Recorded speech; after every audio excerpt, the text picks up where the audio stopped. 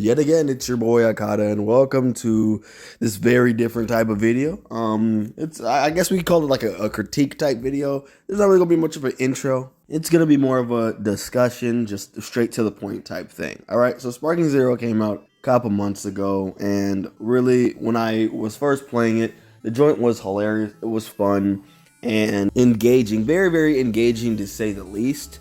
However, something always just nagged me about the game. It's not even necessarily a thing that well, they could fix it if they do tackle the issues I'm about to talk about, but it just seems like the overall consensus is like everything that was kind of like wrong with the game is now fixed and everything's hunky-dory due to one patch, which I will give them their credit, right? They did pretty much take out all the immediate issues. Wonderful patch, probably like best patch of freaking 2024, 2025-ish, whatever time this video drops, you know? But the bigger issue I have to talk about, because I'm just gonna shoot it straight in the head right now, is the fact of the battle fluidity. Now, most probably have never heard that term before, but the TLDR version of it is basically, it means how the battle and the mechanics tie together to give you one cohesive match, resulting in a unanimous decision by this or that. Now, a fan of Sparking Zero or a non-competitive person of fighting games might just see that and be like, so you're saying what, the battle mechanics are ass or this, that. No, what I'm saying is the battle mechanics are confusing because they portray multiple mixed messages on what you're supposed to be doing here. Now, if you're dense, you'll probably be like, dude, it's pretty simple. Just get the other person's health to 0. Grab my hand. Let me teach you something. All right, so let's take a trip over to Naruto Storm 4, Storm Connections, right? A game that basically has the same thing you're just saying. Duh, right? Get the health to 0. All right, what we're talking about is the manner in which you do it. Now, Naruto's main goal is to bait people's defensive resources so that they have nothing to stop your overwhelming circle presses. But in Sparking Zero's cases, it strikes me as more of a fighter that doesn't really know what it wants you to do. In other words, it has so much defensive options that you would think it would be like a resource type arena fighter where you're just fighting to rob people of their defensive options to the point where they don't have any more meter, any more gauge to do anything like that. But alas, this isn't the case. You know, this, like, the way you have to fight in Sparking Zero reminds me of like Dead or Alive, but done the complete wrong way. So in Dead or Alive, it's also, I guess you can call it a competitive arena fighter or something like that. But in Dead or Alive, basically, when you're hitting someone with the combo, you can throw out a parry and counter them at any point in time during that combo. But there are loops to go around it. For one, if you guess the wrong normal, mid, low, or high, well, the guy can just keep beating you up because you keep guessing wrong. So sometimes the better option is to just hold the whole combo, right? But the thing that differentiates this Sparking Zero from that is, other than them flying and it being an anime, right, is the fact that there's no way to actually just go around the parry. So like in Dead or Alive's case, if you launch someone into the air or you manage to get someone into the air, you actively negate their parry. They can't parry because they're just floating in the air. However, in Fighter Z, if you trip someone, you can do a whole 50, you could just be punching them in the mouth and they can still throw a parry unless you get to like their backside, and even then, super counters. So the game kind of wants you to play in like a Dead or Alive sense. However, this game breaks a cardinal rule. It punishes you for doing nothing wrong. If I dodge to the left and I punch someone and I get through their offense, right? Why am I now getting hit back and it's their turn because they just spammed a parry? There's not enough latency on that either. So it's not even a timing thing or a prediction thing either. And did I mention they can just hold it? Keep in mind, this video is about battle fluidity and the fact that you can get the fact that so many encounters that I've seen and I've played against, it's just they get punched one time and then you parry and then the other guy gets hit back and then you're hitting him and he parries you and you're just doing that. That does not bode well for battle fluidity at all, or even comp. Another major issue is just consistency, really. So like when it comes to anything competitive, you want to know what lands, what combos, and what doesn't. But the combo structure in this game overall is hit and miss. There's been times where I don't even like know if an ult's gonna hit because for some odd reason you can just vanish out of literally everything. So I just say I successfully hit someone in the back of their skull, hitting them away, and then I smash them and I spike them down. If they're flying and I shoot a Kamehameha wave or shoot Android 17's beam, they can still get out of that combo, which again wouldn't be much of an issue if this was a resource management game, which it's not. You just get a lot of things very easy, very quickly. So it's that very rarely does one ever feel like, oh, I have so much more resources than my opponent and he's struggling to hold on to his, because I'm doing such a godly job of just baiting and getting him to use moves and all this other thing. Like, one rarely feels like this, and that's the problem.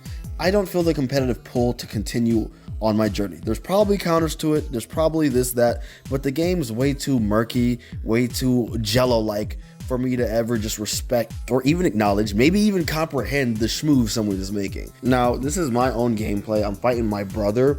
He is better than me at the game currently, and he even states the same thing. It doesn't feel as gripping because the mechanics are just, you can do anything at any time you want to do it. Who just does it better? And that's the problem. There's no limiting factors so that you have to perform better.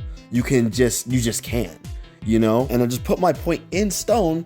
You know, Super Sway, Sonic Dash, the TikTok me, you know, that one, right? Literal battle killer, literal momentum destroyer, guard pressure annihilator, the most inconsistent random thing in that game. That's the only function I would say the game's better off without, you know. Freaking Sonic Sway. Bro, there are so many times that I don't know if it's due to lag or latency or something, I'm hitting my brother's guard and he's just able to Sonic Sway right out of it. So it's like, is there no guard pressure on this game? Is anyone seeing the mixed messages I'm getting here? I'm trying to figure out what is the most optimal way to do it and if there's any different type of playstyles. This is how my competitive brain works. Since I know the optimal thing is to spam counters, I try not to do it to see if there's another way to go around it, right? So what I'm doing in this gameplay, right, is my neutral option that I've noticed is no one really charges up charge key blasts, right? And they actually take a decent amount of damage and add up in the course of a battle. So I actually nabbed a couple wins off my brother using that, and I was like, okay, that's pretty decent. That's pretty decent, right? And just to add one more for your top head out, right? No one ever uses that little, you know, when you hold the button and then your person glows and then they have a little spark. No one uses that little spark, the perfect hits, bro. The perfect perception attacks. No one uses that, so I started trying to use it more and more and more. However, I realized when I started doing this stuff, this game severely lacks consistency. So that's the third trifecta of why I just can't play this thing competitive. So there's a lot of times where I will, I think they're called perception hits. I don't know. I haven't been on the game in a long time. It's part of the reason where I will perception hit behind him and it just won't connect. Like my character model will be touching him, literally licking his scalp. It just won't connect. And then there's other times where he's doing a combo that should drop, it doesn't drop, and he just continues going. Or I'm doing a combo and somehow during me hitting him, he's just able to block again. These are the small things. The small things add up to a broth of just, damn, I don't feel any competitive tension in this whole game whatsoever. And that's why I'm not there. Competitive tension results in me wanting to be better so I can dominate somebody, right? So that my mind can now be open to new possibilities or new ways. But the way I see it, I can watch a good Sparking Zero player and a bad one, right? Or we could even just move it, right? If I watched a bad Sparking Zero, we would know they'd probably just be spamming using all the cheese. If I watched a good one, they would just look decent to me. And that's the thing. The skill expression is just not too distinct in this game. The tension, the damn, how did he do that? That must have been very hard. There's not that in this game, which is why I struggle to stay on it. And that, I believe, is actually the problem of it and why so many people actually left.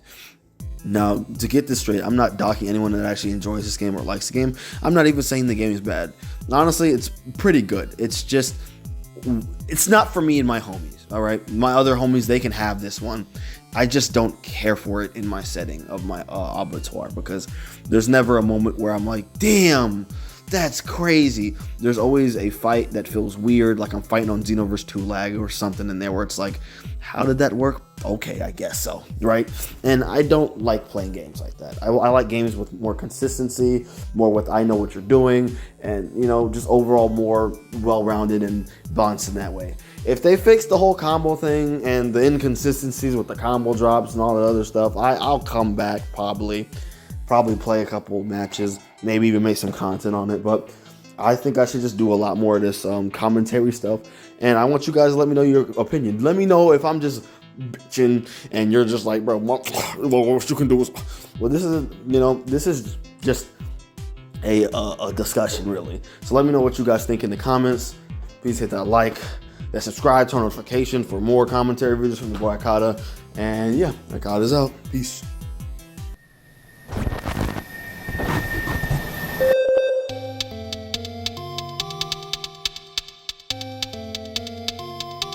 ETG Production.